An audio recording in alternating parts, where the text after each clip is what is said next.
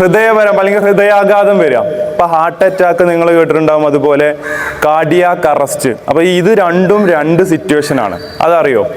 Heart അറ്റാക്കും cardiac അറസ്റ്റും. ഇപ്പൊ പൊതുവെ ഇപ്പൊ അന്ന് സംഭവിച്ചത് ഹാർട്ട് അറ്റാക്ക്, നമ്മൾ എല്ലാവരും പറയുന്ന ഹാർട്ട് അറ്റാക്ക് ആണെന്ന്, പക്ഷെ ഹാർട്ട് അറ്റാക്ക് അല്ല, കാർഡിയാക് അറസ്റ്റ് ആണ്. ഹാർട്ട് അറ്റാക്കും കാർഡിയാക് അറസ്റ്റും രണ്ടും രണ്ട് സിറ്റുവേഷൻ. അതെന്താ നിങ്ങൾക്ക് ആർക്കെങ്കിലും പറയാൻ പറ്റുമോ? എന്താണ് ഹാർട്ട് അറ്റാക്ക്, അതുപോലെ എന്താണ് കാർഡിയാക് അറസ്റ്റ്? നമ്മളൊരാൾ മരിച്ചു എന്ന് പറയുമ്പോൾ പൊതുവെ എല്ലാവരും പറയും അയാൾക്ക് ഹാർട്ട് അറ്റാക്ക് വന്നു എന്നാണ് പറയുന്നത്. ഹാർട്ട് അറ്റാക്ക് എന്ന് പറഞ്ഞാൽ ആളുടെ ലൈവ് ആയിരിക്കും, അതായത് അയാൾ അസ്വസ്ഥത പ്രകടിപ്പിക്കുന്നുണ്ടാവും, വേദന ഉണ്ട് അവിടെ, അല്ലെങ്കിൽ പൊട്ടി വേർക്കുന്നു, ഇയാൾ ലൈവ് ആയിട്ടുള്ള സിറ്റുവേഷനിലാവും ഹാർട്ട് അറ്റാക്ക് എന്ന് പറയുന്നത്. ആ സിറ്റുവേഷൻ ഗുരുതരമായിട്ട് ആൾ കുഴഞ്ഞു വീണ് ഹൃദയം സ്തംഭിക്കുന്ന അവസ്ഥയാണെന്ത്? Cardiac arrest. അപ്പൊ മരണകാരണം വരുന്നത് കാർഡിയാക് അറസ്റ്റ് ആണ്. ഹാർട്ട് അറ്റാക്ക് എന്ന് പറയുമ്പോൾ 1 കഴിഞ്ഞു, 2 കഴിഞ്ഞു, 3 കഴിഞ്ഞു നമ്മൾ പറയലുണ്ട്. അപ്പൊ ഹാർട്ട് അറ്റാക്ക് ഹൃദയത്തിന്റെ താളം തെറ്റുന്ന അവസ്ഥയാണ് എന്ത്? ഹാർട്ട് അറ്റാക്ക് എന്ന് പറയുന്നത്. അപ്പൊ അത് നമ്മൾ കൂടുതൽ മനസ്സിലാക്കുകയാണെങ്കിൽ നമ്മൾ ഹൃദയത്തിലോട്ട് രക്തം എത്തിക്കുന്ന കൊറോണറി ആർട്ടറി എന്ന് കേട്ടിട്ടുണ്ടോ നിങ്ങൾ? ഹൃദയത്തിന്റെ ഡെമോ ഈ ഡോക്ടർമാരുടെ അടുത്തൊക്കെ കാണാം. അതിന്റെ മേലെ കൂടെ ഹൃദയം നിൽക്കുന്ന, അല്ലെങ്കിൽ അതിന്റെ ഒരു ഡെമോന്റെ മേലെ കൂടെ നിങ്ങൾ ചിത്രം നോക്കിയാൽ മതി, അതിന്റെ മേലെ കൂടെ രക്തക്കുഴലുകൾ ഇങ്ങനെ പോകുന്നുണ്ടാവും. കണ്ടിട്ടുണ്ടോ? ഹൃദയം ഇങ്ങനെ വെക്കുകയാണെങ്കിൽ അതിന്റെ മേലെ കൂടെ, അതായത് ഹൃദയത്തിന് വർക്ക് ചെയ്യാനുള്ള രക്തം ഹൃദയത്തിന്റെ ഉള്ളിലോട്ട് എത്തിക്കുന്ന രക്തക്കുഴലാണ് കൊറോണറി ആർട്ടറി എന്ന് പറയും. അത് ലെഫ്റ്റ് കൊറോണറി ആർട്ടറി ഉണ്ട്, റൈറ്റ് കൊറോണറി ആർട്ടറി, ധമനികൾ എന്നാണ് ആർട്ടറികൾ പറയും.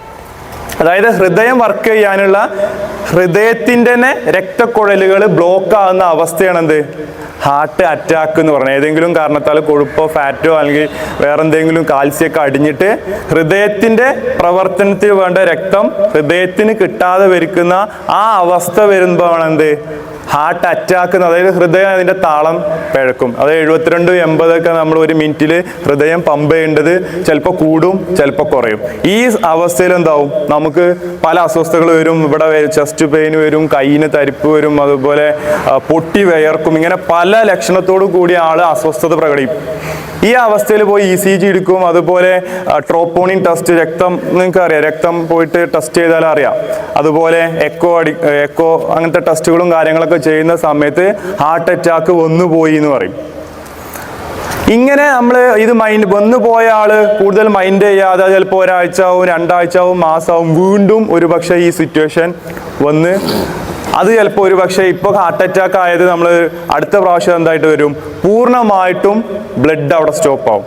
എന്നിട്ട് കുറച്ച് നേരം ഒരു 10, 20, 30 മിനിറ്റ് പൂർണ്ണമായിട്ടും ബ്ലഡ് സ്റ്റോപ്പ് ആവുന്ന ഒരവസ്ഥ വരികയാണെങ്കിൽ ഹൃദയത്തിന്റെ സെല്ലുകൾ നശിക്കാൻ തുടങ്ങും. ഹൃദയത്തിന് രക്തം കിട്ടാത്ത സെല്ലുകൾ നശിക്കാൻ തുടങ്ങുന്നതോടുകൂടി ഒരു സമയം കഴിഞ്ഞോടുകൂടി ആൾ അങ്ങോട്ട് കുഴഞ്ഞു വീഴും. ഈ അവസ്ഥയാണ് എന്ത്? കാർഡിയാക് അറസ്റ്റ് എന്ന് പറയുന്നത്. അതായത് ഹൃദയം നേരത്തെ 72-80, അതായത് താളം തെറ്റി ഒരു 100, 150 അല്ലെങ്കിൽ അതിന്റെ താഴെ, അല്ലെങ്കിൽ ഒരു 30, 40 പ്രാവശ്യം മിടിക്കുന്ന അവസ്ഥയിൽ നിന്ന് പൂർണ്ണമായിട്ടും ഹൃദയം സ്റ്റോപ്പ് ആവുമ്പോഴാണ് എന്ത്? ആൾ അങ്ങോട്ട് വീഴുന്നതും. ഈ സമയമാണ് നമ്മൾ എന്ത് കൊടുക്കേണ്ടത്? CPR എന്നുള്ള ഈ പ്രൊസീജിയർ കൊടുക്കേണ്ടത്. അതായത് ഹൃദയം നിലക്കുകയാണ്. ഹൃദയം നിലച്ചു കഴിഞ്ഞാൽ എന്ത് പറ്റും? നമ്മുടെ ശരീരം ഹൃദയം നിലച്ചു കഴിഞ്ഞാൽ എന്ത് പറ്റും? നമ്മുടെ ശരീരത്തിലോട്ടുള്ള എല്ലാ സെല്ലിനും രക്തം എത്തിക്കേണ്ട ഒരു ആവശ്യമുണ്ട്. നമ്മുടെ ശരീരത്തിൽ ഓരോ കോശത്തിനും രക്തം എത്തേണ്ട ആവശ്യമുണ്ട്. ഈ രക്തം എത്തുന്നതോടുകൂടി നമ്മൾ ശ്വസിക്കുന്ന ഓക്സിജൻ എന്ത് ചെയ്യും? ഈ രക്തത്തിന്റെ കൂടെ എത്തി എല്ലാ സെല്ലിലും ഈ പ്രൊസീജിയർ നടന്നിട്ടാണ് നമുക്ക് എനർജി വരുന്നത്. അതുപോലെ നമ്മൾ ലൈവായി നിൽക്കുക, നമുക്ക് ജീവൻ ഉണ്ട് എന്ന് പറയുന്ന കാരണം എങ്ങനെ? നമ്മൾ ഹൃദയം മിടിക്കുന്നുണ്ട്, ഒപ്പം ശ്വാസം എടുക്കുന്നുണ്ട്. ഈ ശ്വാസം എടുക്കുമ്പോൾ ഹൃദയം മിടിച്ച് പമ്പ് ചെയ്യുന്നതിൻ്റെ ഒപ്പം ഓക്സിജനും രക്തത്തിൽ ലയിച്ച്, നിങ്ങൾ സ്കൂളിൽ പഠിച്ചിട്ടുണ്ടാവും, അത് എല്ലാ സെല്ലിലും എത്തും. ഈ പ്രൊസീജിയർ എന്താവും? ഹൃദയം സ്റ്റോപ്പ് ആവുന്നതോടുകൂടി എന്ത് പറ്റൂല? ഒരു സെല്ലിലോട്ടും രക്തം എത്തൂല. അതായത് നമ്മൾ CPR പ്രൊസീജിയർ നമ്മൾ ഉദ്ദേശിക്കുന്നത് തലച്ചോറിലോട്ടുള്ള രക്തോട്ടം വേഗമാക്കണം. അതായത് ഞാൻ പറയുന്നതിൻ്റെ ഉദ്ദേശം, നമ്മൾ ബാക്കിയുള്ള ശരീരത്തിലെ എല്ലാ സെല്ലിലും ഏകദേശം 1/2 മണിക്കൂർ അതിൻ്റെ മുകളിലോ രക്തം എത്തിയില്ലെങ്കിലും പിടിച്ചു നിൽക്കാൻ പറ്റും. ഞാനൊരു എക്സാമ്പിൾ പറഞ്ഞുതരാം, കൂടുതൽ നീട്ടുന്നില്ല. അതായത് എൻ്റെ ഈ കൈ ഇവിടുന്ന് മുറിഞ്ഞു പോയി. നമ്മൾ ഈ കൈ മുറിഞ്ഞു പോയാൽ ഏകദേശം ഒരു 2-3 മണിക്കൂർ കൊണ്ട് അത് കഴുകി വൃത്തിയാക്കി ഹോസ്പിറ്റലിൽ എത്തിച്ച് തുന്നി ചേർത്ത് ആ ഭാഗം റെഡി ആവുന്നത് നിങ്ങൾ കണ്ടിട്ടുണ്ടല്ലോ. അതുപോലെ ഹൃദയം അടക്കം മാറ്റി വെക്കുന്നില്ലേ, മറ്റെല്ലാ ഓർഗനും മാറ്റി വെക്കുന്നത്. അതായത് ഈ ഓർഗനും മറ്റെല്ലാ ഭാഗങ്ങളും നമ്മൾ കുറച്ച് സമയം രക്തം കിട്ടിയില്ലെങ്കിലും, ഇപ്പൊ കൈ ഇവിടുന്ന് മുറിഞ്ഞു പോയ ആ ഭാഗത്ത് രക്തം കിട്ടുന്നുണ്ടോ? ഇല്ലല്ലോ, കുറച്ചു നേരം രക്തം കിട്ടുന്നില്ല. പക്ഷെ അതുകൊണ്ട് അർത്ഥം ആ ഭാഗം സെല്ല് നശിച്ചിട്ടില്ല. കുറച്ചു നേരം കഴിഞ്ഞാൽ 2-3 മണിക്കൂർ കൊണ്ട് അത് തുന്നി ചേർത്ത് രക്തം ഓടിച്ചാലും അവിടുത്തെ സെല്ലുകൾ ലൈവാവും. പക്ഷെ നമ്മുടെ തലച്ചോറ് അങ്ങനെയല്ല. തലച്ചോറ് എവിടെയെങ്കിലും മാറ്റി വെച്ചത് ആരെങ്കിലും കണ്ടിട്ടുണ്ടോ? തലച്ചോറിൽ ഒരു 10 മിനിറ്റ് നേരത്തെങ്കിലും രക്തം നിലച്ചൊരവസ്ഥ വരികയാണെങ്കിൽ അവിടുത്തെ സെല്ലുകൾ ഏത് ഭാഗത്തേക്കാണ് രക്തം പോകാതെ, ഇപ്പൊ സ്ട്രോക്ക് വന്ന അവസ്ഥ കണ്ടിട്ടുണ്ടല്ലോ. സ്ട്രോക്ക് വന്ന് പറഞ്ഞാൽ 2 രീതി, ഒന്ന് ബ്ലീഡിങ് വരും അല്ലെങ്കിൽ ബ്ലോക്ക് ആവും തലച്ചോറിൽ. ഈ ഭാഗത്തോട്ട് ഒരു കുറഞ്ഞ സമയത്തേക്കാണ് രക്തം ബ്ലോക്ക് ആയി കഴിഞ്ഞാൽ ആ ഭാഗം നശിക്കുകയാണ്. ആ ഭാഗം നശിച്ചു കഴിഞ്ഞാൽ ബ്രെയിനാണ് നമ്മുടെ ശരീരത്തിന്റെ എല്ലാ ഭാഗത്തും നിയന്ത്രിക്കുന്നത്. അപ്പൊ ഏത് ഭാഗത്തുള്ള രക്തോട്ടാണ് നിലച്ചത് അതിന്റെ താഴോട്ട് ചിലപ്പോൾ ബോഡിയുടെ ഓരോ ഓർഗനും, ഹൃദയവും ശ്വാസവും അതുപോലെ കയ്യും കാലും ഒക്കെ ബാധിച്ചു പോകും, തളർന്നു പോകും. അപ്പൊ നമ്മൾ ചെയ്യേണ്ടത് രക്തോട്ടം തലച്ചോറിൽ എത്തിക്കുക എന്നുള്ള സിസ്റ്റം. അതായത് ഇയാളുടെ ഹൃദയം സ്റ്റോപ്പ് ചെയ്യുന്ന ഈ കാര്യം നമ്മൾ മനസ്സിലാക്കിയിട്ട് നമ്മളെ കൈ വെച്ചിട്ട് അയാളുടെ ഹൃദയം പമ്പ് ചെയ്യും. അതാണ് ഇവിടെ നമ്മൾ ഉദ്ദേശിക്കുന്ന CPR എന്നുള്ളതിന്റെ ഏറ്റവും ലളിതമായിട്ടുള്ള. നിങ്ങൾ കണ്ടിട്ടുണ്ടാവും കൈകൊണ്ട് ഇങ്ങനെ പ്രസ് ആവും. എന്തിനാ കൈകൊണ്ട് പ്രസ് ആവുന്ന ചോദിച്ചാൽ, ഹൃദയം മിടിക്കുന്ന താളം നമുക്കറിയാലോ. ഹൃദയം വീഡിയോ കണ്ടിട്ടുണ്ടല്ലോ, ഒന്നിങ്ങോട്ട് പ്രസ് ആവും. അത് ഓട്ടോമാറ്റിക്കലി ഒരു കറണ്ട്, നമ്മൾ അതിന്റെ സയൻസ് എന്ന് പറയുമ്പോൾ ഒരു കറണ്ട് വരുന്ന രൂപത്തിലാണ്. അതായത് ഹൃദയം ഇങ്ങോട്ട് കോൺട്രാസ്റ്റ് ആവും, എക്സ്പാൻഡ് ആവും. ഇങ്ങനെ ഞെരുങ്ങണ സമയത്ത് ഹൃദയവും അതിന് ചുറ്റുമുള്ള രക്തമെല്ലാം എല്ലാ ഭാഗത്തും കൂടെ പമ്പാവും. ആ പമ്പാവുന്നതുകൊണ്ട് ബ്രെയിനിലോട്ടും പമ്പാവുന്നുണ്ട്. അത് ചുരുങ്ങി കഴിഞ്ഞ് എക്സ്പാൻഡ് ആവുന്ന സമയത്ത് പോയ രക്തം എന്താ, അപ്പൊ ഒരു ബലൂൺ ഞാൻ ഇങ്ങനെ പിടിച്ച് ഞെരുക്കിയാൽ അതിമോട്ട് ഒരു പൈപ്പ് എന്തെങ്കിലും കൊടുത്തിട്ടുണ്ടെങ്കിൽ ആ പൈപ്പിലൂടെയാണ് ബ്ലഡ് പോകും അല്ലെങ്കിൽ വെള്ളം പോകുമല്ലോ. നമ്മൾ എടുക്കുന്ന സമയത്ത് പോയ ബ്ലഡ് അല്ലെങ്കിൽ വെള്ളം തിരിച്ച് ഇതിലോട്ട് തന്നെ വരും. ഇതാണ് ഹൃദയത്തിൽ നടക്കുന്നത്.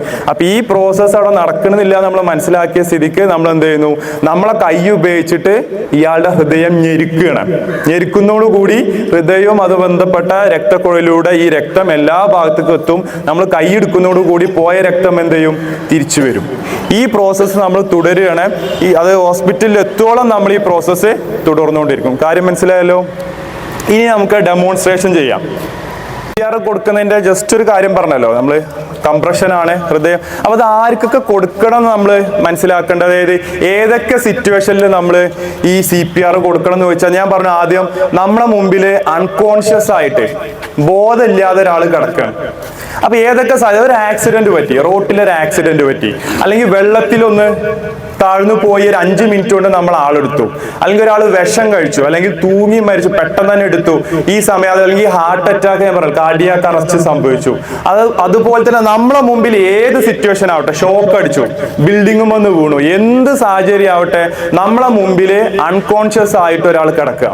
ഈ സാഹചര്യത്തിൽ നമ്മൾ ആദ്യം അയാളെ ഹൃദയവും ശ്വാസവും ടെസ്റ്റ് ചെയ്തതിന് ശേഷം അതില്ലാന്ന് മനസ്സിലാക്കിയാൽ നമ്മൾ കൊടുക്കേണ്ടതാണ് CPR. അപ്പൊ സാഹചര്യം മനസ്സിലായല്ലോ. ഏത് സാഹചര്യം ആവട്ടെ, അതായത് കാർഡിയാക് അറസ്റ്റ് മാത്രമല്ല, ഇപ്പൊ റോട്ടിൽ ആക്സിഡന്റ് പറ്റിയാലും, അല്ലെങ്കിൽ ബിൽഡിംഗും വന്ന് വീണാലും, കിണറിൽ വീണാലും, തീ അപകടം വന്നാലും, വിഷം കുടിച്ചാലും, തൂങ്ങി മരിച്ചാലും, ആ ഫസ്റ്റ് സ്പോട്ടിൽ നമുക്ക് കാഷ്വാലിറ്റി നമ്മൾ കാണുന്നു, അവിടെ ചെയ്യേണ്ടതാണ് CPR. അത് ഞാൻ പറഞ്ഞ ഒരു 10 മിനിറ്റ് 15 മിനിറ്റ് വൈകി കഴിഞ്ഞാൽ അതിന്റെ എഫക്റ്റീവ്നെസ് നമുക്ക് എന്ത് ചെയ്യാം, കിട്ടൂല. അത് ഞാൻ ഇത് ചെയ്യുന്ന സമയത്ത് പറഞ്ഞുതരാം. അപ്പൊ ഇങ്ങനത്തെ സാഹചര്യങ്ങളാണ് നമ്മൾ CPR കൊടുക്കേണ്ടത്. അതായത് ഒരു കാഷ്വാലിറ്റി, ഇപ്പൊ എന്റെ മുന്നിൽ ഞാൻ റോട്ടിൽ പോകുമ്പോൾ ഒരാൾ അവിടെ വീണ് കിടക്കാം, ഞാൻ ആദ്യം എന്ത് ചെയ്യണം? അല്ലെങ്കിൽ ആക്സിഡന്റ് പറ്റി, ഇപ്പൊ ഹൈവേയിൽ അങ്ങനെ ആക്സിഡന്റ് പറ്റി, ഇപ്പൊ ഇവിടെ നമ്മൾ നിൽക്കുമ്പോൾ പെട്ടെന്ന് ഒരു ബൈക്ക് വന്നാൽ ഇടിച്ചു, ആള് വീണ് കിടക്കാം, എന്ത് ചെയ്യണം? ആദ്യം ചെയ്യേണ്ടത്, ഞാൻ കുറെ അപകടങ്ങൾ പറഞ്ഞു. ഫസ്റ്റ് നമ്മൾ സ്റ്റെപ്പ് ബൈ സ്റ്റെപ്പാണ് നമ്മൾ അതിന്റെ ടെക്നിക്കലായിട്ട് ഞാൻ ചെയ്യുന്നതുകൊണ്ട് തന്നെ സ്റ്റെപ്പ് ബൈ സ്റ്റെപ്പായിട്ടാണ് നമ്മൾ പറയുന്നത്. അതായത് ഏത് കാഷ്വാലിറ്റിയും നമ്മൾ സീൻ സേഫ്റ്റിയാണ് ഫസ്റ്റ് ചെയ്യാം. എന്തിനാ സീൻ സേഫ്റ്റി എന്ന് പറഞ്ഞാൽ, ഒരു വെള്ളത്തിൽ നിന്ന് വീണു, അല്ലെങ്കിൽ ഒരു ബിൽഡിങ്ങിന്റെ ഉള്ളിൽ തീ അപകടം വരും. അപ്പൊ ഞാനൊക്കെ ഫയർ ഫൈറ്റ് ആയതുകൊണ്ട് ഞങ്ങൾക്ക് അങ്ങനത്തെ സാഹചര്യം, ഇപ്പൊ കോട്ടക്കൽ ഞങ്ങള് 3 ആളെ രക്ഷപ്പെടുത്തി, അതിലൊരാൾ കൊഴിഞ്ഞു വീണ് കിടക്കുന്നതിന്റെ ഉള്ളിൽ. അപ്പൊ ഈ അപകടത്തിൽ പെട്ട ആളെടുത്തിട്ട് നമ്മൾ അവിടെ തന്നെ അല്ല CPR കൊടുക്കുക. അല്ലെങ്കിൽ ഹൈവേല്, ഈ ഹൈവേല് ഇപ്പോ 4 വരി 8 വരി പാതകളൊക്കെ ഉണ്ടാവില്ല, അവിടെ ഒരു ആക്സിഡന്റ് പറ്റി, ആ ഹൈവേല് വീണ് കിടക്കാം, ഞാൻ ആ ഹൈവേല് വെച്ചല്ല CPR കൊടുക്കേണ്ടത്. അല്ലെങ്കിൽ ഈ ബിൽഡിങ് പൊളിഞ്ഞു ചാടിയിട്ട് അതിന്റെ സൈഡിൽ ഒരാൾ കിടക്കാം, കിടക്കുന്നുണ്ട്, അയാളെ എടുത്തിട്ട് അവിടെ തന്നെ അല്ല CPR കൊടുക്കണം. അതിനാണ് നമ്മൾ സീൻ സേഫ്റ്റി എന്ന് പറഞ്ഞത്. അതായത് നമ്മളെ സേഫ്റ്റിയും വേണം, കാഷ്വാലിറ്റിന്റെ സേഫ്റ്റിയും കൂടെ പരിഗണിക്കണം. അതെന്തിനാ അങ്ങനെ പറയുന്നത്? ഇപ്പൊ ഹൈവേയിൽ വെച്ച് ഞാൻ CPR കൊടുക്കുകയാണെങ്കിൽ ഒരു പക്ഷെ അടുത്തൊരു വണ്ടി 100-120 സ്പീഡിൽ വന്ന് നമ്മൾ അടിച്ചിടും. അതുകൊണ്ട് തന്നെ ഇങ്ങനെ ഒരു കാഷ്വാലിറ്റി ഉണ്ടെങ്കിൽ നമ്മൾ എന്ത് ചെയ്യുന്നു, ആളെ എടുത്തിട്ട് സീൻ സേഫ്റ്റിയുടെ ഭാഗമായിട്ട് ഒരു നല്ല പ്രതലത്തില് നമ്മളും അയാൾക്കും പ്രശ്നമില്ല. ഇപ്പൊ വെള്ളത്തിൽ നിന്ന് വീണ് കിടക്കുക, ചളിയും കാര്യങ്ങളൊക്കെ ഉണ്ട്, അവിടെ വെച്ചല്ല CPR കൊടുക്കേണ്ടത്. നമ്മൾ CPR കൊടുക്കേണ്ട വ്യക്തി ഹാർഡ് പ്രതലത്തിൽ കിടക്കണം. അപ്പൊ വീട്ടിലാണെങ്കിൽ ബെഡിൽ കിടക്കാം, നല്ല കുഷനുള്ള ബെഡിൽ ഒരാൾ കുഴഞ്ഞു വീണു, ആ സമയം നമ്മൾ ടെസ്റ്റ് ചെയ്ത ആളുടെ ഹൃദയം വർക്ക് ചെയ്യുന്നില്ല മനസ്സിലാക്കിയതിനു ശേഷം ആ ബെഡിൽ വെച്ചല്ല നമ്മൾ CPR കൊടുക്കണം. ബെഡിൽ വെച്ച് CPR കൊടുത്താൽ നമ്മൾ ആ എഫക്റ്റീവ്നെസ് കിട്ടൂല. അതായത് അത് എത്ര സെന്റിമീറ്റർ വരെ താവണം എന്നൊക്കെ ഒരു കണക്കൊക്കെ ഉണ്ട് ഓരോരുത്തർ. അപ്പൊ നമ്മൾ ഈ പ്രഷർ കൊടുക്കുമ്പോൾ ബെഡിലാണെങ്കിൽ ആ കുഷനിൽ കടന്ന് കളിക്കും, നമുക്ക് ഹൃദയത്തിന് ആ പ്രഷർ കിട്ടൂല. അതുകൊണ്ട് തന്നെ ബെഡ് മാറ്റിയിട്ട് കട്ടില് കിടത്തുക അല്ലെങ്കിൽ നിലത്ത് കിടത്തുക. മനസ്സിലായല്ലോ? സീൻ സേഫ്റ്റി എന്ന് പറഞ്ഞുകൊണ്ട് ഈ പറഞ്ഞ കാര്യങ്ങളെ നമ്മൾ മനസ്സിലായി. അപ്പൊ സീൻ സേഫ്റ്റിയുടെ ഭാഗമായിട്ട് നമ്മൾ കാഷ്വാലിറ്റിന് ഈ പറഞ്ഞ രീതിയിലൊക്കെ ഞാൻ എന്ത് ചെയ്തു, ഒരു ഹാർഡ് പ്രതലത്തിൽ കടത്തി.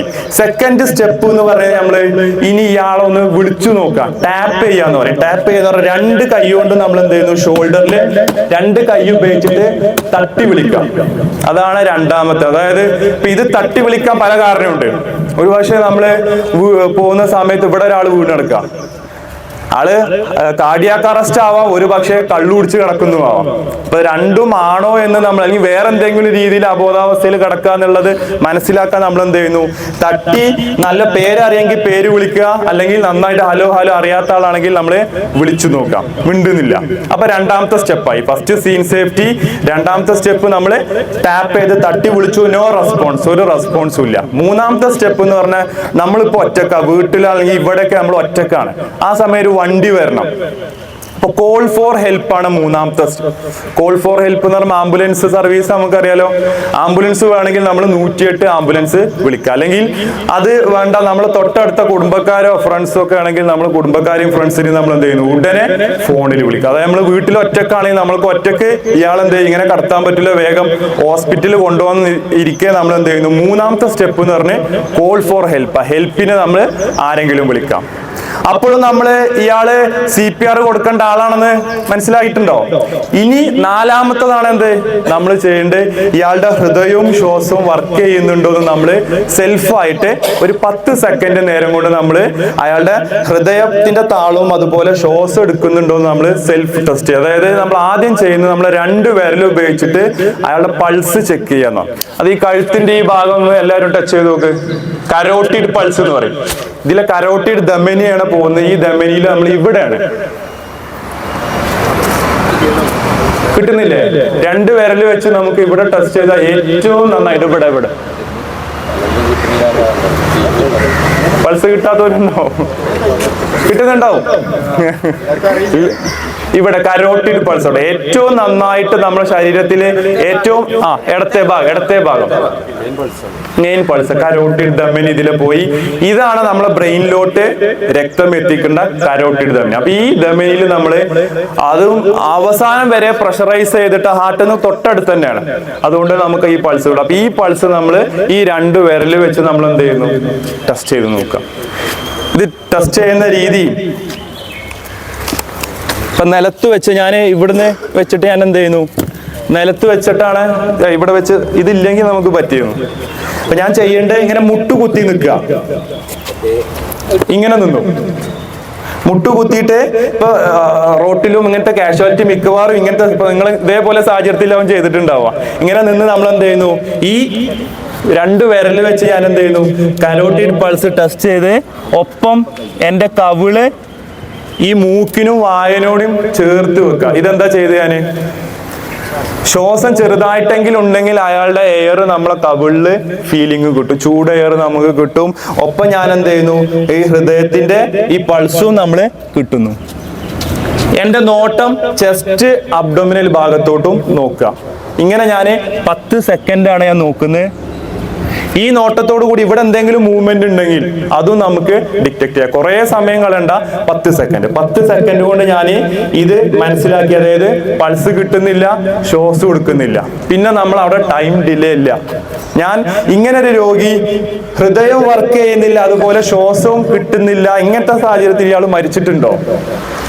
അപ്പൊ നമ്മളെ മുമ്പിൽ കിടക്കണം, 10 മിനിറ്റിന്റെ ഉള്ളിൽ വരെ അയാള് മരിച്ചിട്ടില്ല എന്ന് നമ്മൾ മനസ്സിലാക്കണം. ഹൃദയവും കിട്ടുന്നില്ല, ശ്വാസവും കിട്ടുന്നില്ല, പൾസും ഇല്ല. അതായത് പലപ്പോഴും ആൾക്കാർ പറയും ഇതൊന്നുമില്ല, ശ്വാസം കൊടുക്കണില്ല, ഹൃദയവും ഇല്ല, അതിന്റെ അർത്ഥം അയാൾ മരിച്ചിട്ടില്ല. ഇങ്ങനത്തെ ഒരു സാഹചര്യത്തെ നമ്മൾ ക്ലിനിക്കൽ ഡെത്ത് എന്ന് പറയാം. സയൻസിൽ ഇതിനെ ക്ലിനിക്കൽ ഡെത്ത് എന്ന് പറഞ്ഞാൽ ഇതിന് റിക്കവറി ചാൻസ് ഉണ്ട്. ഈ സമയം നമ്മൾ CPR കൊടുത്തു കഴിഞ്ഞാൽ, അപ്പൊ അന്ന് ചെയ്ത ആ കാഷ്വാലിറ്റി ഈ ക്ലിനിക്കൽ ഡെത്ത് പൊസിഷനില്ല. ആ ഫസ്റ്റ് 10-15 മിനിറ്റ് വരെ അയാളുടെ ഹൃദയവും ശ്വാസവും കിട്ടുന്നില്ല, അതുകൊണ്ട് അയാൾ മരിച്ചിട്ടില്ല, അയാൾ മരണത്തിലോട്ട് പോവുകയാണ്. അത് നമ്മൾ ചെയ്യാതെ, വണ്ടി എടുത്ത് ഒന്നും ചെയ്യാതെ ഹോസ്പിറ്റലിൽ കൊണ്ടുപോയി ഒരു 20 മിനിറ്റ് ആവുന്നതോടുകൂടി അത് ബയോളജിക്കൽ ഡെത്ത് ആവും. അപ്പൊ നമ്മൾ വീട്ടിലും ഈ സാഹചര്യം വരും. ഒരാൾ അങ്ങോട്ട് കുഴഞ്ഞു വീണു, നമ്മളിതൊന്നും ചെക്ക് ചെയ്യണില്ല, ആളെ വണ്ടി എടുക്കുന്നു, വണ്ടി എടുത്ത് നേരെ ഹോസ്പിറ്റലിൽ പോകുന്നു. 20 മിനിറ്റിന്റെ അടുത്ത് ഏകദേശം എത്തുമല്ലോ നമ്മൾ ഇവിടുന്ന് ഹോസ്പിറ്റലിൽ എത്തുമ്പോഴേക്കും. അതുവരെ ഇയാളെ ഹൃദയം വർക്ക് ചെയ്യാതെ ബ്രെയിനിലോട്ട് രക്തം എത്താത്തൊരവസ്ഥ വരികയാണെങ്കിൽ ബ്രെയിൻ ഡെത്ത് സംഭവിച്ചിട്ടുണ്ടാവും. പിന്നെ ഡോക്ടർ പറയും ഒരു 5 മിനിറ്റ് മുന്നേ മരിച്ചു എന്ന് പറയും. അപ്പൊ ആ സമയം കൊണ്ട് നമ്മൾ എന്ത് ചെയ്യണം? നമ്മളെ കൈ കൊണ്ട് അയാളുടെ ഹൃദയം വർക്ക് ചെയ്യിച്ച് CPR കൊടുത്തോണ്ട് പോവുകയാണെങ്കിൽ ബ്രെയിൻ ഡെത്ത് ഒഴിവാക്കി ബ്രെയിനിലോട്ട് രക്തം എത്തിച്ച് ആളുടെ ശരീരം ലൈവാക്കി പോയാൽ പിന്നെ ഡോക്ടേഴ്സിന് അവിടെ മരുന്നും കാര്യങ്ങളും വെച്ച് അത് ട്രീറ്റ് ചെയ്യാൻ പറ്റും. അപ്പൊ ഞാൻ ഇങ്ങനെ ചെയ്തു. 10 സെക്കൻഡ് വെച്ച് എനിക്കിത് കിട്ടുന്നില്ലെങ്കിൽ ഉടനെ അടുത്ത സ്റ്റെപ്പ് എന്ന് പറഞ്ഞ് സ്റ്റാർട്ട് CPR തുടങ്ങുക എന്ന് പറയുന്നത് നമ്മൾ എന്ത് ചെയ്യുന്നു? ഈ വാരിയലിൽ ജോയിൻ ചെയ്യുന്ന ഈ ഭാഗം സ്റ്റേണം എന്ന് പറയും. ഇവിടുത്തെ ഈ വാരിയലിന്റെ ഈ ഭാഗം സ്റ്റേണം, അതുപോലെ 2 നിപ്പിൾസിന്റെ സെൻട്രൽ ഭാഗത്ത് നമ്മളെ പവർഫുൾ ഹാൻഡ്. ഇപ്പൊ എന്റെ കൈ ഏറ്റവും പവർ കൊടുക്കാൻ എനിക്ക് ഇടത് കൈ ആണെങ്കിൽ ഇടത് കൈയിന്റെ മേലെ വലത് കൈ വെച്ച് നമ്മൾ എന്ത് ചെയ്യുന്നു? ഇങ്ങനെ വെച്ച് സ്ട്രെയിറ്റ് ആയിട്ട് തന്നെ നമ്മൾ എന്ത് ചെയ്യുന്നു? CPR കൊടുക്കണം. സ്ട്രെയിറ്റ് ആയി കൊടുക്കുക. അതായത് ഞാൻ ഇങ്ങനെ വന്ന് നമ്മൾ കൊടുക്കുകയാണെങ്കിൽ ഇതിന്റെ പ്രഷർ കിട്ടൂല. അതായത് ഒരു അഡൽട്ട് 12 വയസ്സ് 13 വയസ്സിന് മുകളിലുള്ള ആളുകൾക്ക് 5 സെന്റിമീറ്ററെങ്കിലും അടിയിലോട്ട് താവുന്ന പ്രഷർ വേണം. എത്ര കൊടുക്കേണ്ടതെന്ന് ചോദിച്ചാൽ ഒരു അഡൽട്ട് വ്യക്തിക്ക് നമ്മൾ 5 സെന്റിമീറ്ററെങ്കിലും താഴെ, അതായത് ഹൃദയം കിടക്കുന്ന ഇവിടുത്തെ മസിൽസും വാരിയലും അതിന്റെ ഉള്ളിലാണ് ഹൃദയം കിടക്കുന്നത്. അപ്പൊ ഞാൻ ആദ്യമേ പറഞ്ഞു നമ്മള് ഹൃദയത്തെ ഞെരുക്കുകയാണ്. അപ്പൊ ഈ ഞെരുക്കുന്ന ആ പ്രഷർ കിട്ടണമെങ്കിൽ നമുക്ക് 5 സെന്റിമീറ്ററെങ്കിലും താവുന്ന രീതിയിൽ നമ്മൾ പ്രഷർ കൊടുക്കണം. കുട്ടികൾക്കാണെങ്കിൽ 2 വിരൽ വെച്ച് അതും കാണിച്ചു തരാം കുട്ടികൾക്ക് എങ്ങനെ കൊടുക്കണം. അപ്പൊ ഇങ്ങനെ വെക്കുന്നു. ഞാൻ എൻ്റെ കൈയിന്റെ മേലെ അടുത്ത കൈ വെച്ച് 30 പ്രാവശ്യമാണ് നമ്മൾ കംപ്രഷൻ കൊടുക്കേണ്ടത്. 30 പ്രാവശ്യം ഹൃദയം മിടിക്കുന്ന അതേ താളത്തിൽ നമ്മൾ എന്ത് ചെയ്യുന്നു? 30 പ്രാവശ്യം കംപ്രഷൻ എന്ന് പറഞ്ഞാൽ പ്രസ്സിങ്ങും കൊടുത്തിട്ട്, അപ്പൊ ഞാൻ ഹൃദയം എൻ്റെ കൈ കൊണ്ട് വർക്ക് ചെയ്തു. അതുപോലെ ഉടനെ നമ്മൾ എന്ത് ചെയ്യുന്നു? മൗത്ത് ടു മൗത്ത് 2 പ്രാവശ്യം എയറും കൊടുക്കാം. വീണ്ടും നമ്മൾ എന്ത് ചെയ്യുന്നു? 30 പ്രാവശ്യം കംപ്രഷൻ കൊടുക്കുന്നു, 2 പ്രാവശ്യം എയർ കൊടുക്കുന്നു. അങ്ങനെ 5 സൈക്കിള് കാണിച്ചു തരാം. 5 സൈക്കിൾ ചെയ്തതിനു ശേഷം വീണ്ടും നമ്മൾ എന്ത് ചെയ്യാം? പൾസ് നേരത്തെ നോക്കിയ പോലെ പൾസ് കിട്ടിയിട്ടുണ്ടോ നോക്കുക. കിട്ടിയിട്ടില്ലെങ്കിൽ നമ്മൾ എന്ത് ചെയ്യാം? വീണ്ടും കംപ്രഷൻ കൊടുക്കാം. അപ്പോഴേക്കും ഞാൻ പറഞ്ഞല്ലോ, 3ാമത്തെ സ്റ്റെപ്പ് കോൾ ഫോർ ഹെൽപ്പ്. വണ്ടി വരുമ്പോൾ വണ്ടിയിൽ എടുത്തു വെക്കുക, അവിടുന്ന് കൊടുക്കുക. അത് കൊടുത്തിട്ട് ഹോസ്പിറ്റലിൽ എത്തി നിർത്തരുത്. ചിലപ്പോൾ ഡോക്ടറും അവരൊക്കെ ചാർജ് എടുക്കാൻ കുറച്ച് സമയം എടുക്കും. അവിടെ കാഷ്വാലിറ്റി എത്തി നമ്മളാളെ കാഷ്വാലിറ്റിനെ എടുത്ത് തുടങ്ങുന്നത് വരെ ഒരു ഫസ്റ്റ് എയ്ഡർ ഡ്യൂട്ടിയാണ് എന്ത്? CPR കൊടുക്കുക. അതായത് ഹോസ്പിറ്റലിൽ എത്തിയിട്ടും നമ്മൾ എന്ത് ചെയ്യരുത്? നിർത്തരുത്. അപ്പൊ ഞാൻ അത് കാണിച്ചു തരാം. ചെയ്യേണ്ട നമ്മളെ ആംസ് സ്ട്രെയിറ്റ് ആവണം. സ്ട്രെയിറ്റ് ആയിട്ട് എൻ്റെ ഫുൾ ബോഡി വെയിറ്റ് ഇങ്ങനെ കൊടുക്കണം. അതായത് ഇങ്ങനെ കൊടുത്താൽ പ്രഷർ കിട്ടൂല. നമ്മളെ ഫുൾ ബോഡി, അതായത് എൻ്റെ ചെസ്റ്റ് കാഷ്വാലിറ്റിൻ്റെ ചെസ്റ്റിൻ്റെ നേരെ വരണം. എന്നാലേ നമുക്ക് ആ ഫുൾ പ്രഷർ കൊടുക്കാൻ പറ്റുള്ളൂ.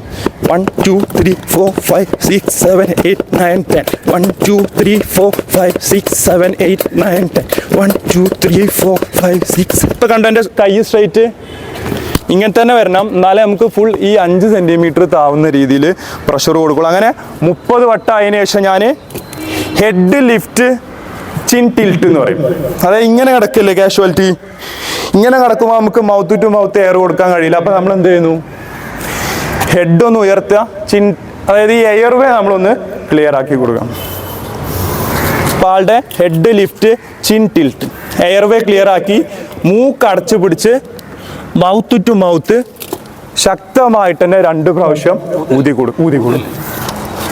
അത് കർച്ചീഫ് വെക്കാം. ഇനി ഛർദിയ കാര്യങ്ങളൊക്കെ ഉണ്ടെങ്കിൽ എന്ത് ചെയ്യാം, അത് ക്ലിയർ ആക്കിയിട്ട് നമ്മൾ എന്ത് ചെയ്തു, ഊതി കൊടുക്കുക. ഊതി കൊടുക്കുക. അതിന്റെ കുറച്ച് കാര്യങ്ങൾ ഞാൻ പറഞ്ഞുതരാം. ഊതി കൊടുക്കുന്നതോടുകൂടി ചെറുതായിട്ടല്ല, ശക്തിയിട്ട് തന്നെ ഊതണം. മെല്ലെ ഊതിയാലൊന്നും ഇത് വരില്ല. മൂക്ക് അടച്ചിട്ടില്ലെങ്കിൽ നമ്മൾ ഊതുന്നത് മൂക്ക് കൂടി പോകും. അപ്പൊ മൂക്ക് അടച്ചു പിടിച്ചിട്ട് ഊതി കൊടുക്കും. അപ്പൊ അതിന്റെ റിസൾട്ട് ഇവിടെ വരണം എന്നാ, ഇവിടെ എന്തെങ്കിലും ഒരു അനക്കം വരണം. ചെയ്യാം. അപ്പൊ ഇത് ചെയ്ത് സൈക്കിൾ ഇങ്ങനെ തുടരെ, വണ്ടി വരും. ഒരാൾക്ക് ഇപ്പൊ ഞാൻ തന്നെ അങ്ങനെ ചെയ്ത് ക്ഷീണം പിടിക്കും. ഞാൻ സംസാരമുണ്ട്, ഇതും ചെയ്യുമ്പോൾ കിതപ്പ് വരും. അപ്പൊ 2ഓ 3ഓ ആളൊപ്പം പോണം. അതെ, ഒരാൾക്ക് 2ഓ 3ഓ വട്ടൊക്കെ അതെ ഞാൻ ഇനി നിക്കണേ മുട്ടി ഇതിൽ വരുമ്പോ ഓക്കെ. ഞാൻ അത് പറഞ്ഞ് ഡെസ്ക് ഇടുകയാണെങ്കിൽ നമുക്ക് ചെയ്യാൻ പറ്റും. ഇത് മുട്ട് നിലത്ത് നേരെ കുത്തുമ്പോഴേ നമ്മള് ചെയ്യുമ്പോഴേ നമ്മള് ഈ ഒരു ഭാഗത്തിന്റെ എവിടെയാണ് കൈ വെക്കേണ്ടതെന്ന് കൂടി ഈ വാരിയല് ജോയിൻ ചെയ്യുന്നുണ്ടല്ലോ, ഈ സെന്റർ, ഈ നിപ്പിൾസിന്റെ സെന്ററിൽ കേട്ടോ. ഹൃദയം നമ്മൾ പലപ്പോഴും പറയുന്നത് ഇടതാണ്, ഇടതൊന്നല്ല, സെന്ററിൽ തന്നെയാണ്. ഇവിടെ ഈ സ്റ്റേൺ, ഈ വാരിയല് ജോയിൻ ചെയ്യുന്ന ഇതേപോലെ 2 നിപ്പിൾസിന്റെയും സെന്ററിൽ അവിടെ ഈ ഭാഗം കൊടുക്കണ്ടേ, എന്നാലേ നമുക്ക് ആ ഫോഴ്സ് കിട്ടുള്ളൂ. മനസ്സിലായി? ഇവിടെ ഒടിഞ്ഞോട്ടെ കുഴപ്പമില്ല. അത് എനിക്ക് തന്നെ 2-3 എക്സ്പീരിയൻസ്. ഞാൻ കിണറിനൊക്കെ എടുത്തിട്ട് ഒരാളെ കൊടുത്തിട്ട് നമുക്ക് അത് കറക്റ്റ് ഫീലിംഗ് കിട്ടും. എല്ലിങ്ങനെ പൊട്ടുന്ന ഫീലിംഗ് കിട്ടും. അതൊന്നും നോക്കണ്ട, ആള് മരണത്തിലോട്ട് പോവാ. ആ സമയം ആളെ ഹൃദയമില്ല, പിന്നെ അയാളെ എല്ല് പൊട്ടൊന്നും നോക്കണ്ട. നമ്മള് ഹൃദയം വർക്ക് ചെയ്തിട്ട് പിന്നെ എല്ലൊക്കെ വേണമെങ്കിൽ വീണ്ടും ചെയ്യാലോ. നമുക്ക് വേണമെങ്കിൽ ഡോക്ടർ വന്ന് ഇതൊക്കെ ചെയ്യാം. അദ്ദേഹം ജീവൻ കിട്ടണ്ടേ. അപ്പൊ ഇത് കംപ്രഷൻ കൊടുത്തു. അപ്പൊ ഇവിടെ ചോദിച്ചല്ലേ എങ്ങനെ ശ്വാസം കൊടുക്കണ്ടേ. ശ്വാസം കൊടുക്കണ്ടേ സാധാരണ നിങ്ങൾ എങ്ങനെ, നമ്മൾ പലപ്പോഴും ചില ആൾക്കാർ ചോദിക്കലുണ്ട്, നമ്മളോട് വലിക്കുമ്പോൾ തിരിച്ച് ഞാൻ പറഞ്ഞ മൂക്ക് കൂടി വലിച്ചിട്ട് വായക്കൂടിയാണ് കൊടുക്കണ്ടേ. ഞാൻ മൂക്ക് കൂടി വലിച്ചിട്ട്, അപ്പൊ മൂക്ക് കൂടി വലിച്ച് വായക്കൂടി കൊടുക്കുമ്പോൾ നമ്മൾ കാർബൺ ഡൈ ഓക്സൈഡ് അല്ലേ ഊതി കൊടുക്കുന്നതിന് ഡൗട്ട് ഉണ്ട്. അപ്പൊ അത് സാധാരണ പലപ്പോഴും നമ്മൾ ആളുകൾക്ക് അറിയുന്നില്ല. നമ്മൾ എയർ വലിക്കുകയല്ലേ, ഓക്സിജൻ ആണോ വലിക്കുന്നത്? നമ്മൾ വലിക്കുന്നത് എന്താണ്? എയർ ആണ്. 21% ഓക്സിജനോട് കൂടിയ എയർ ആണ് നമ്മൾ വലിക്കുന്നത്. അതിൽ എത്ര ശതമാനം ഓക്സിജൻ നമ്മളെ ശരീരം സ്വീകരിക്കുന്നത് അറിയോ? 5% നമ്മുടെ ശരീരം സ്വീകരിക്കണുള്ളൂ. ബാക്കി 16% ഓക്സിജനോട് കൂടിയ കാർബൺ ഡൈ ഓക്സൈഡിന്റെ അളവ് കൂടിയതാണ് നമ്മൾ എക്സലേഷൻ ചെയ്യുന്നത്. അപ്പൊ ഈ 16% ഓക്സിജനോട് കൂടിയത് ഊതി കൊടുത്താലും എന്ത് മതി? ആളുടെ ശരീരം നിലനിൽക്കാനുള്ള എയർ, ഓക്സിജൻ നമ്മളെ എക്സലേഷൻ വായുവിൽ ഉണ്ട്. അപ്പൊ മൂക്ക് കൂടി വലിച്ച് നമ്മൾ എന്ത് ചെയ്യുന്നു? വായയിലൂടെ ഊതി കൊടുക്കുക. ഇനി വേറൊരു പ്രശ്നം, പലപ്പോഴും ഇത് കേട്ടിട്ട് ചിലപ്പോൾ ചിലർക്ക് വായയെ കൂടി ഊതി കൊടുക്കാൻ മടിയുണ്ടാവും. അപ്പൊ അതിനും കുഴപ്പമൊന്നുമില്ല. ഇപ്പൊ നമ്മളെ അമേരിക്കൻ ഹാർട്ട് അസോസിയേഷനാണ് ഈ CPRന്റെ കാര്യങ്ങൾ അപ്ഡേഷൻ ചെയ്യുന്നത്. ഇപ്പോഴത്തെ അപ്ഡേഷനിൽ പറഞ്ഞാൽ കംപ്രഷൻ ഓൺലി ലൈഫ് സപ്പോർട്ട് കൊടുത്താലും മതി എന്നാ പറഞ്ഞത്. അങ്ങനെ എന്താ പറഞ്ഞ മനസ്സിലായോ? കംപ്രഷൻ മാത്രം കൊടുക്കുക, ഹൃദയത്തിന് പ്രയോറിറ്റി കൊടുക്കുക. ശ്വാസം കൊടുത്തില്ലെങ്കിലും ആള് ലൈവായി പോകും. ഹൃദയം മാത്രം പ്രവർത്തിച്ചാൽ മതി. അതായത് ഹോസ്പിറ്റലിൽ എത്തോളം മറ്റു ഓർഗനൊക്കെ പ്രവർത്തിക്കാനുള്ള ഒരു അത്യാവശ്യം ഓക്സിജൻ ഓൾറെഡി ആ ബ്ലഡിൽ തന്നെ ഉണ്ടാവും. അപ്പൊ കംപ്രഷൻ മാത്രം കൊടുത്താൽ മതി, ശ്വാസം കൊടുത്തില്ലെങ്കിലും നമുക്ക് എന്ത് ചെയ്യാം, ആളുടെ ലൈഫ്. അപ്പൊ ഒരു എക്സാമ്പിൾ ഞാൻ പറയാം. വേൾഡ് റെക്കോർഡ് വെള്ളത്തിന്റെ അടിയിൽ വിത്തൗട്ട് എയർ എത്ര മിനിറ്റ് അറിയോ? 29.30 സെക്കൻഡ്. 29 മിനിറ്റും 30 സെക്കൻഡുമാണ് ഒരാൾ വേൾഡ് റെക്കോർഡ് വെള്ളത്തിന്റെ അടിയിൽ വിത്തൗട്ട് എയർ. അപ്പൊ അയാൾ മരിക്കണ്ടേ? അങ്ങനെയാണെങ്കിൽ അയാൾ മരിക്കണ്ടേ? ഹൃദയം അയാളത് വർക്ക് ചെയ്യുന്നുണ്ട്. അയാളുടെ കപ്പാസിറ്റി അനുസരിച്ച് ഓരോരുത്തരും, അത് നമുക്ക് പറ്റുന്നില്ല. നമുക്കത് 2 മിനിറ്റും 3 മിനിറ്റും ഒക്കെ നമ്മൾ പലപ്പോഴും, ഞാൻ 3 മിനിറ്റ് ചെയ്യലുണ്ട്. ഞാൻ അതിൻ്റെ ഡൈവിംഗ് കോഴ്സൊക്കെ ചെയ്യുന്നതുകൊണ്ട് ഞാൻ 3 മിനിറ്റ് എനിക്ക് എൻ്റെ കപ്പാസിറ്റി ഉണ്ടെന്ന് എനിക്ക് പറയാം. അത് ഓരോരുത്തരുടെ ലെങ് കപ്പാസിറ്റിയാണ്. അപ്പോൾ അതിൻ്റെ അർത്ഥം നമുക്ക് എന്താ, ഇപ്പോൾ യോഗ ഒക്കെ ചെയ്യണവർക്ക് കുറേ ഉണ്ടാവും പ്രാക്ടീസ് ചെയ്യുകയാണെങ്കിൽ.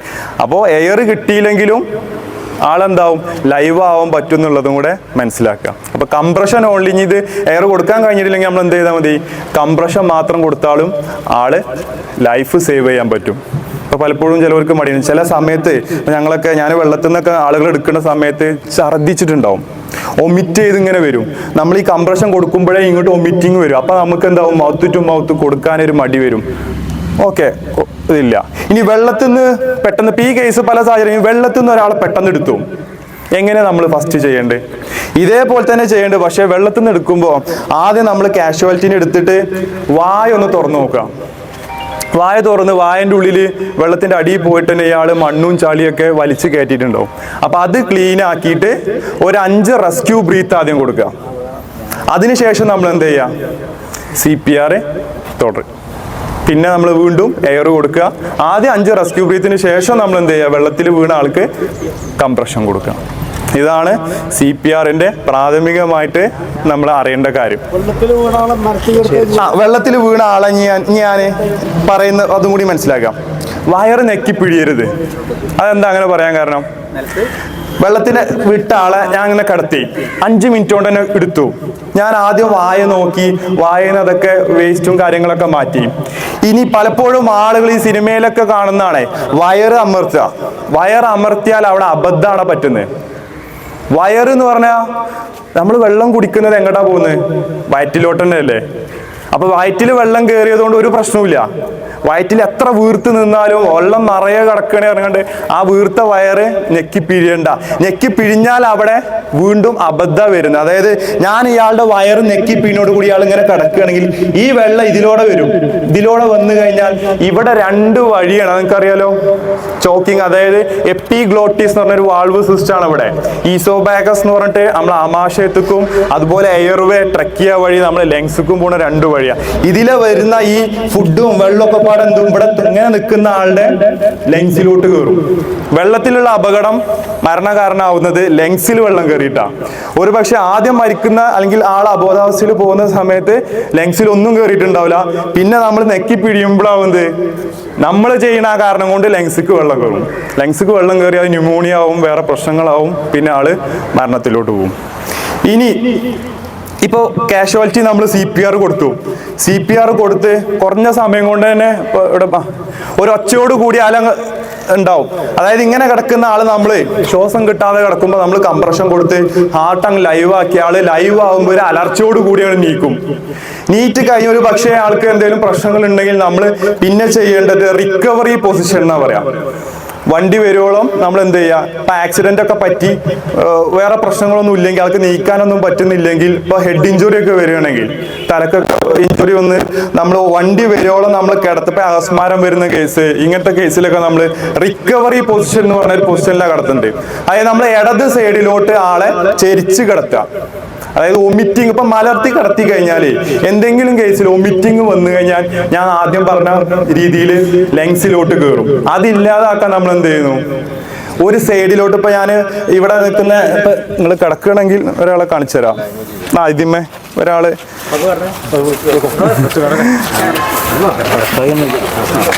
ഇവിടെ വീതി ഇല്ല, ചെരിഞ്ഞ് കിടക്കണം. അതായത് ഈ കയ്യ് ചെരിച്ച് കിടത്തിയിട്ട് ഈ കൈ എന്ത് ചെയ്യുക, ഇങ്ങനെ വെച്ച് ഇതിന്മേ ഹെഡ് റെസ്റ്റ് ചെയ്തിട്ട് ഈ കാല് കംഫർട്ടിന് എന്ത് ചെയ്യുക. ഇതാണ് റിക്കവറി പൊസിഷൻ. ഇങ്ങനെ റിക്കവറി പൊസിഷൻ ഇടത് സൈഡിലോട്ടാണ് നമ്മൾ കിടത്തേണ്ടത് കേട്ടോ. ഇതിപ്പോൾ ആള് വലത് സൈഡിലല്ലേ കിടന്ന്, ഇടത് സൈഡിലോട്ട് കിടത്താൻ നമ്മൾ ആമാശയം എങ്ങനെ വന്നിട്ടേ ഇങ്ങട്ടാ പോകുന്നത്, ഇടത് സൈഡിലോട്ട് ഇങ്ങനെ പോകുന്നത്. അതായത് നമ്മൾ ഇങ്ങനെ മലർത്തി കിടത്തി ആമാശയം എവിടെ വരും, ഇങ്ങനെ വരും. അപ്പൊ ഇത് ഇങ്ങനെ കിടത്തുമ്പോ ഈ ഫുഡും കാര്യങ്ങളൊക്കെ എന്താവും, വെള്ളവും ഫുഡൊക്കെ ഉണ്ടെങ്കിൽ ഇതിലൂടെ കയറി പോവും. അപ്പൊ തിരിച്ചാണെങ്കിൽ ഇത് ഇങ്ങോട്ട് സൈഡിലോട്ട് തന്നെ അവിടെ നിന്നോളൂ. മനസ്സിലായോ?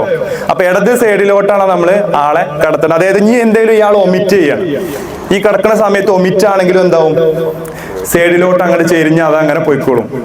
ഇതാണ് നമ്മൾ റിക്കവറി പൊസിഷൻ എന്ന് പറഞ്ഞത്. അതായത് CPR ഒക്കെ കൊടുക്കേണ്ട ഒരു ആവശ്യമില്ല, ഹോസ്പിറ്റലിൽ കൊണ്ടുപോകും വേണം, വണ്ടി വരുന്ന വരെ കിടത്തേണ്ടതാണ് ഈ റിക്കവറി പൊസിഷൻ എന്ന് പറഞ്ഞാൽ. ഇടത് സൈഡിലോട്ട് ഇങ്ങനെ റെസ്റ്റ് ചെയ്ത് കിടക്കാം. എന്തെങ്കിലുമൊക്കെ ചോദിക്കാണ്ടെങ്കിൽ ചോദിച്ചോളൂ. സൈഡ് കിടത്തുക, അതായത് CPR കൊടുക്കണമെങ്കിൽ CPR കൊടുക്കുക, റിക്കവറി പൊസിഷനിൽ. അതെ, വേറെ ഒന്നും വെള്ളത്തിൽ കിടത്തി ഇങ്ങനെ കൗത്തി കിടത്തൊന്നും വേണ്ട, ഞെക്കിപ്പിഴിയൊന്നും വേണ്ട. CPR അവിടെ വഴിയുള്ളൂ. അതായത് ഹൃദയം സ്റ്റോപ്പ് ചെയ്തിട്ടുണ്ടെങ്കിൽ അവിടെ CPR. ഈ കുട്ടികള് രണ്ട് വിരലുകൊണ്ടാണ് ഞാൻ പറഞ്ഞത് കംപ്രഷൻ കൊടുക്കേണ്ടത്. അത് ആ കുട്ടീനെ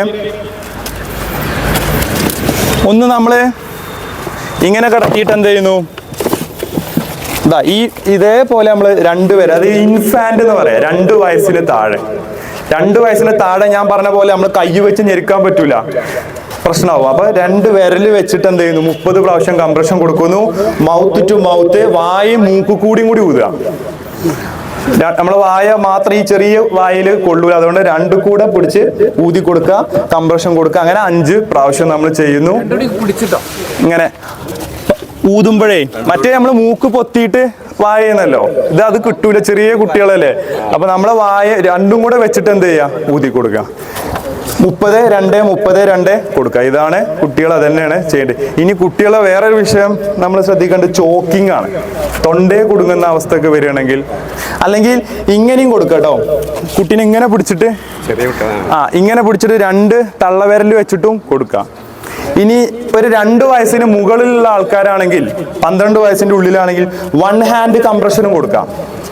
1 ഹാൻഡ് കംപ്രഷൻ എന്ന് പറഞ്ഞാൽ ഒറ്റ കയ്യുകൊണ്ട്. അതായത് ഇപ്പൊ 6 വയസ്സുള്ള കുട്ടിയാ, അവിടെ നമ്മൾ എന്ത് ചെയ്യാൻ കഴിയില്ല, 5 സെന്റിമീറ്റർ താവാൻ കഴിയില്ല. അപ്പൊ ആ സമയം ചില സമയത്ത് 10 വയസ്സുള്ള കുട്ടിക്ക് 18 വയസ്സുള്ള കുട്ടിയുടെ ബോഡി മാസ് ഉണ്ടാവും.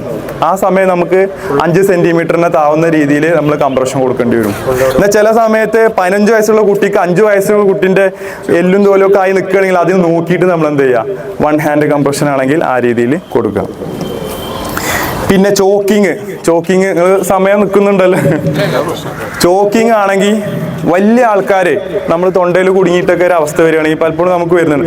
അതായത് തരിപ്പ് പോവാന്ന് പറയാം. ഞാൻ ഇപ്പൊ പറഞ്ഞല്ലോ, നമ്മളെ ഇവിടുന്ന് എയർവേയിൽ 2 വഴിയാണ്, ഫുഡ് കഴിക്കുന്ന ഒരു വഴിയും എയർ പോകുന്ന ഒരു വഴി. ഇവിടെ ഈ എപ്പിഗ്ലോട്ടിസ് എന്ന് പറഞ്ഞൊരു വാൾവാ, അത് നമ്മൾ ചിരിക്കുമ്പോഴോ എന്തെങ്കിലും രീതിയിൽ അങ്ങോട്ട് മാറിപ്പോവാ ഫുഡ്. ഈ സമയമാണ് നമ്മൾ തരിപ്പ് പോവുക. അപ്പോൾ പലപ്പോഴും നമ്മൾ ചെയ്യുന്നത് ഇവിടെ തട്ടുന്നതിൽ എന്തെങ്കിലും പ്രാക്ടിക്കൽ ഉണ്ടോ, അല്ലെങ്കിൽ സയൻസ് ഉണ്ടോ? ഇല്ലല്ലോ. ഇങ്ങനെ തട്ടുമ്പോൾ ഇവിടെ കുടുങ്ങിയ സാധനം എങ്ങനെയായാലും എങ്ങോട്ടാ പോകുന്നത്, താഴോട്ടാ പോകുന്നത്. അപ്പൊ താഴോട്ട് പോകുന്നു എന്നുള്ളത് നമ്മൾ മനസ്സിലാക്കിയിട്ട് തന്നെ നമ്മൾ ഇങ്ങനെ തട്ടുന്നത്. അപ്പൊ അങ്ങനെ ഒരിക്കലും തട്ടരുത്. തരിപ്പ് പോയിട്ട് അങ്ങനെ ഒരു കാര്യമില്ല. ഇങ്ങനെ തട്ടിയിട്ട് ഒരു കാര്യമില്ല. അപ്പൊ അതെ, അതുപോലെ തന്നെ അപസ്മാരം വരുമ്പോ കമ്പി കൊടുക്കുന്നു. അപസ്മാരം വരുന്ന കമ്പി കൊടുത്തിട്ട് എന്തെങ്കിലും കാര്യമുണ്ടോ? പഴയ അറിവാണ്. എപ്പോഴും നമ്മൾ ആൾക്കാരോട് ചോദിച്ചാൽ അപസ്മാരം വന്നാൽ എന്താ കമ്പി കൊടുക്കണം എന്ന് പറയും. ഇരുമ്പ് കൊടുക്കണം, താക്കോല് കൊടുക്കണം, അങ്ങനെ പറഞ്ഞ. അപ്പൊ ഈ അപസ്മാരത്തിന്റെ എന്താ അറിയോ, ഇത് കൊടുത്താലുള്ള പ്രശ്നം അങ്ങനെ അബദ്ധം വന്നിട്ടുണ്ട്. ഓടിപ്പോയി ഒരു കമ്പി കൊടുത്തു, താക്കോല് കൊടുത്തു. അപ്പൊ കുട്ടികളാണെങ്കിൽ വലിയ ആൾക്കാർ ഇങ്ങനെ ആക്കുക. ഈ സമയം ആ താക്കോല് വന്ന് കണ്ണും കുത്തിയാലോ, അപ്പോൾ പ്രശ്നമാണ്. പിന്നെ പത്രത്തിലും മീഡിയാസിലും വരും, ആരാ താക്കോല് കൊടുത്തു എന്ന് നോക്കുമ്പോൾ ഇയാളെന്നെ ചിലപ്പോൾ പോലീസ് പോയി കംപ്ലൈന്റ് പറയും. ഞാൻ അങ്ങനെ വീണ് കിടക്കും, എനിക്ക് ഞാൻ അറിയാത്തന്നെ എൻ്റെ കയ്യിൽ കമ്പിയോ താക്കോലോ വന്നു, അതുകൊണ്ട് എൻ്റെ കണ്ണു പോയി എന്ന് പറഞ്ഞാൽ നമ്മളെ പേരിൽ കേസ് വരും.